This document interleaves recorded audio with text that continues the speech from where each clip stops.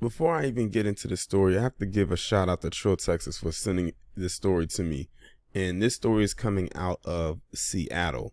Now, when you hear the details of this story, it's going to sound awfully familiar, or similar, I should say, to an incident which involved Christian Cooper a couple years ago, when the dog park, in New York. But this time we're headed to the West Coast. So this person that you see in the picture, his name is Dayson Barnes. He's from Texas and he moved to Seattle with his partner. Y'all can pretty much see or read between the lines when I say that. But anyway, he encountered this racist white woman who basically called the police on him just for simply standing in front of his yard. Now, there is an actual video that goes along with it. What I'm going to do is I'm going to link the video in the description and you can watch it for yourself. The video is almost 3.5 minutes long. And the only reason I found it was, thankfully, I typed his name into the Google search and I was able to pull up his picture on his Facebook page, which is the one that you're looking at right now. Because other than that, I couldn't find any images of him. And the video is actually attached to his partner's page. But I'm going to go ahead and read this article that's coming from the Seattle Times and really pay attention to how everything pretty much played out. A white woman was recorded while calling police Wednesday to report a black man who was standing outside his rental home in White Center. What an interesting name. In a roughly 3-minute video, which contains profanity, circulating on social media, the woman is seen talking on the phone with police dispatch after confronting Dayson Barnes, who is black. If you guys have a lease, I'd just like to see the lease. The woman, who was not identified, told Barnes and his partner in the video. The video was posted on Reddit on Wednesday by Barnes' partner. The recorded interaction recalls videos reported on social media depicting white women calling law enforcement on people. I'm going to say black people because it's mainly black people. They put people of color for mundane activities and innocuous behavior. In 2020, a video of a white woman calling the police on a black bird watcher in New York Central Park went viral, with many viewing the incident as a reflection of the everyday racism and life-threatening situation black people face. About 11:30 a.m. Wednesday, Barnes said a woman he recognized as a resident from down the street drove by his house as he was standing in the backyard. Barnes and his partner had moved into the home about 3 weeks ago and said many other neighbors noticed a U-Haul truck in front of the home. Barnes said he and the woman waved to each other as a normal neighbor would, but noticed she looped back around to park in front of the house. Barnes said that's when he approached her to ask if she needed something. The woman said she knew who lived in the home and accused him of not being a resident there. The woman who told him he shouldn't be at the property and called 911. That's when Barnes went back into the house to retrieve his phone and to film the interaction and to tell his partner about the dispute. He said Barnes said the woman's demeanor changed when she saw his partner, who was white, come outside. Now there's the similarities right there, because we know with Christian Cooper, his partner is white, even though they weren't in the same vicinity at the time. But notice it said that her whole demeanor changed when she saw that his partner was white. Makes you wonder what her demeanor would have been if his partner was black. I'm a black man, and me being out there alone, and for me to go inside to get my white boyfriend, she felt she was in the wrong, I guess, and there was a misunderstanding, Barnes said Friday. I did get the sense of her trying to save face for herself and brush it under the rug. Shortly after, King County Sheriff's Office deputies arrived to respond to reports of a potential residential burglary, according to spokesperson Zoe Birkbeck.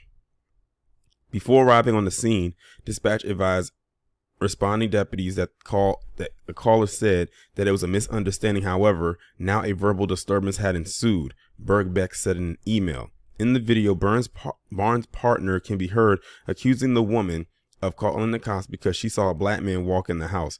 The woman can be heard responding, "Oh my gosh, this has nothing to do with race." Isn't that what they all say? Barnes, however, said it was obviously a race thing. I was standing in the backyard and she perceived me as some thug, Barnes said. I was wearing a hoodie because it's cold that morning, a black hoodie, and she thought I shouldn't be there. I was stealing from the house. In the video, two sheriff's cars can be seen pulling up to the house. After checking Barnes' identification, deputies left about after 5 minutes. No official report was taken, according to Birkbeck. Barnes and his partner moved to Seattle from Texas, where he said he was frequently racially profiled. White people had called the cops on him a number of times when he was walking or running through certain neighborhoods. He said an experience that has always made him fearful of possible police interactions. And I'm going to give my take on that part at the end. I'm almost at the end of the article. But this was the first time police had been called on him in Washington. I didn't think I'd have to experience this outside of the South. Barnes said, I left the South to make these things obsolete. Now, that's another thing I'm about to talk about. But let me first address this, the paragraph that I read before the end of this, where he said that he and his partner moved to Seattle from Texas, where he was frequently racially profiled. This is one thing that, and I'm going to really address also a lot of people who are in these, I would say, interracial relationships. Let me address that first. And this can apply to those who are, in a heterosexual relationship or in a same gendered relationship, whether it's 2 men or 2 women. Don't think for 1 second that racism just goes away because of who you're sleeping with. Sometimes the person you're sleeping with could be the person that's racist against you, and you may not even know. They're literally right under your nose, or they may not be, but you still got to deal with racism out in the world. So don't think for a second that's not going to go away. And I can't stand when people think that. Number 2, why did you think that moving from Texas to Seattle was going to change anything? That's what I like. I'm really directing the questions towards this guy right here, because he thought that him and his partner moving from Texas, where he dealt with racism consistently, which I'm not surprised, and moving to Seattle, it was going to end. Did you really actually think you was going to outrun racism and white supremacy because you moved from Texas to Seattle with your white boyfriend? No. That's the thing about, you can tell that he doesn't know how white supremacy works. And I hate to say it, but I can tell just by the way he framed that last sentence where he said, I didn't think I'd have to experience this outside of the South, and that when I left the South, these things would be obsolete. I can tell just by that statement alone, he's in a bubble. I can really tell he's in a bubble and he doesn't know how white supremacy works. Not saying what happened to him or what he had to encounter and deal with was his fault. But you would think that when he had to deal with racism in Texas before he and his partner moved to Seattle, that with him having to deal with that situation, he would know by now how to deal with it. The only thing different between the Texas situation and him in Seattle is that he said this is the first time the cops were actually called. The other times was probably little minor things. But this was the first time where the cops actually got involved and were called on him under false pretenses. But the way that he framed it, you can tell that he still doesn't get it. That's why I said I feel like he lives in a bubble. He feels like because of maybe possibly who he's in a relationship with or maybe who he's around. I would like to know what his circle of friends is like. Because you know how I always say how when white people say they have black friends or they have a black friend, and then it's like you see a bunch of white people and you see that one black person and it's always like, oh, that's the black friend. I tend to find out that those are the type of people that live in La La Land. Like they probably don't think white supremacy exists because they have quote unquote white friends. And then when something like this happens, they don't know how to respond to it. And they stated right there in the article that he and his partner moved to Seattle from Texas, where he was frequently racially profiled. Now, part of it could be also maybe there was a new job opportunity why they moved there. But him mentioning that lets me know the reason they moved was because they were trying to outrun the racism, because he followed up again at the end. I didn't think I'd have to experience this outside of the South. I left the South to make these things obsolete. I'm telling you right now, with Dayson Barnes, let me tell you something. You live in a system of white supremacy. You are a black man at the end of the day. You are black before your sexuality. And that's something that I would not be surprised if he put before his race. Like, all the signs seem to be there. I'm coming into this commentary thinking I'm going to be going in really more so on her, but I'm really addressing him. And this is something that we have been talking about when it comes to black people who are in the academy. Not all of them, many of them, some of them are on the James Baldwin tip, but a lot of them seem to be, they lead with their sexuality first and then their race second. Now, I don't know how he does it, but the way that he's responding to this, leaving Texas to come to Seattle thinking he's going to outrun racism because he said, I thought it was going to be obsolete. No. As many videos have I done on my channel where it's talking about racism and white supremacy in various parts of the establishment, it's everywhere. It's not just in the South. In the South, they might be a little bit more brazen with it, but I'm going to be honest. They're out and open with it, depending on who the person is, everywhere. It is everywhere. The only place you probably can go to not experience racism is maybe the moon. And nobody's, as far as we know, is living there. So when I read the last two parts of this article, I now understand or have a grasp on where his mindset is at. Now, as far as the Karen that he had to deal with, listen, Karen is going to Karen. But I said it was very interesting that her demeanor changed up when his white boyfriend made his presence be known. And then all of a sudden she switched up.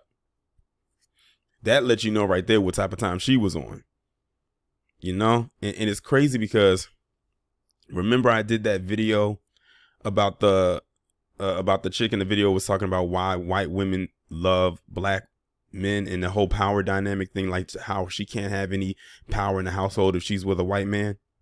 His white boyfriend, while in the academy, is still a white man in this system. He still has benefits of not only being white, but also being a man in the system, no matter what his sexuality is. In that moment, when her demeanor changed up from how she wasn't acting with him versus how she was acting with his partner, shows that even though he would never find her attractive in a physical sense or in a sexual way, she knows that in this system, as a white man, he still has a dominance over her. See, a lot of people wouldn't have caught that. I caught that immediately. And not only that, but when the police showed up, she switched up, again, or she turned on the waterworks. Sort of like how the whole thing with Terrell Owens happened, where you had the white woman going off on Terrell Owens, no matter how big and strong he is or who he was. She was going at him because she felt she had a level of power over him. But when the police showed up, that's when she switched up. So there you have it. So I'm going to need, for my advice to Dayson Barnes, that he really needs to get on code, because these responses are very off code. They are. He needs to understand what kind of system he's living in. And it does not matter who he's laid down with or who he's sleeping with. It makes you wonder what kind of conversations they have when it comes to race. Or do they even have those kind of conversations? And based on these responses, and this is the part where I'm stuck at with this whole situation. It sounds to me like he and his partner are not talking about this at all, or at least in the extent that it should, where there's a level of understanding of their places in society, because his place in society is way different from the place in which his partner is at. The response from that woman pretty much laid it out. She showed more respect to his partner, even though he's in the academy himself. But like I said, he's still a white man in this system. He's a black man. The one on your screen, he is a black man in this system. They are in two different tiers, which is why she treated him one way and treated his partner another way, or reacted to him in another way. So, I mean, think about it. They said he waved to her when she was driving down the street, and then she looped back around and parked in front of the house. And then that's when she started to come at him with these accusations that he didn't live there. But the minute the white partner came out, then her whole demeanor just flipped like a switch. But for her to say that it wasn't a race thing, that's typical of her to say. They always say that. They always say that. But with that being said, I'm going to go ahead and end the video on this note. Y'all let me know what you think down in the comments. If you are new, hit that subscribe button. Make sure you have that bell turned on so you will be notified when I upload a new video or go live. Also, have your notifications turned on your mobile devices as well. All the links to my Patreon, my backup channel, the Discord will all be down in the description.